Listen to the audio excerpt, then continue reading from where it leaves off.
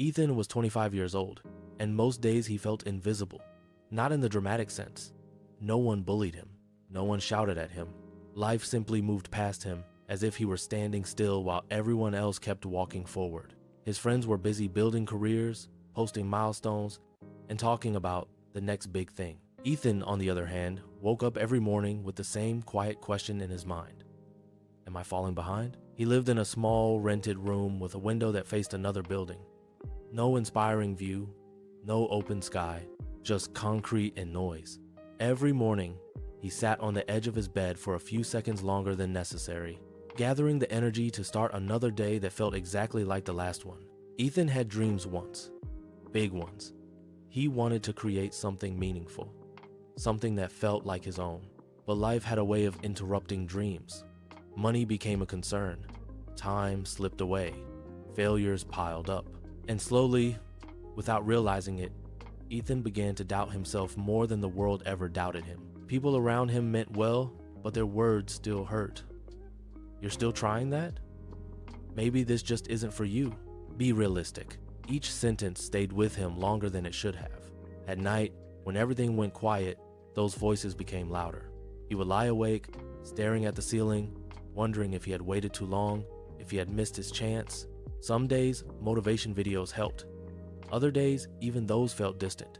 Ethan wasn't lazy. He was tired. Tired of trying, tired of hoping, tired of feeling like effort didn't lead anywhere.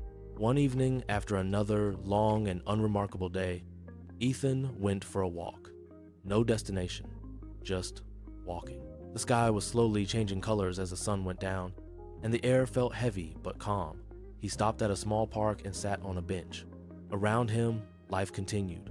Children laughed, someone jogged past, a streetlight flickered on. And for a moment, Ethan felt completely disconnected from it all. What if this is it? He thought. What if this is all my life will ever be? That question scared him more than failure ever had. His phone buzzed. A message from his mother. Did you eat today? Nothing about success. Nothing about plans. Just concern.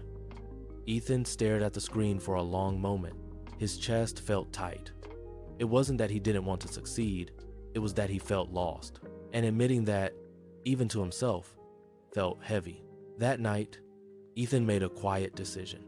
Not a dramatic one, not a life-changing announcement, just a promise to himself. I won't quit today. Not I will succeed. Not everything will change. Just I won't quit today.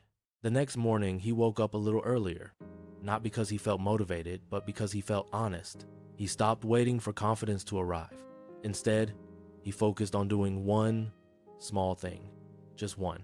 He read, he practiced, he learned. Slowly, no one noticed.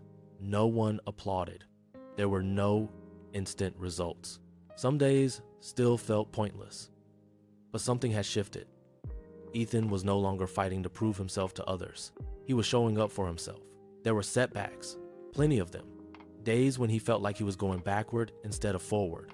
Days when self-doubt returned, whispering that this effort was useless. On those days, Ethan reminded himself of the promise. Not today. Weeks passed, then months. Change didn't arrive like a sudden sunrise. It came quietly, in small improvements, in fewer bad days, in moments where Ethan caught himself feeling calm instead of anxious. One day, an opportunity came. It wasn't big, it wasn't glamorous, it didn't solve all his problems, but it was real, and it existed because he had kept going when no one was watching. Ethan stood at the same park one evening, months later, the same bench, the same streetlight, but he felt different, not because life was perfect, but because he trusted himself more. He realized something important. Most people don't fail because they aren't capable. They fail because they stop believing while they're still growing. Ethan hadn't arrived at success.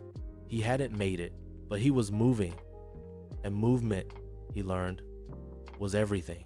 If you are listening to this and you feel stuck, tired, or behind, remember this: your life is not late. Your journey is not broken, and your quiet effort matters more than you think. You don't need to win today. You don't need to figure out your entire future. You just need to keep walking, because the people who reach meaningful places are rarely the fastest ones. They are the ones who refuse to stop. And maybe, just maybe, that person is you.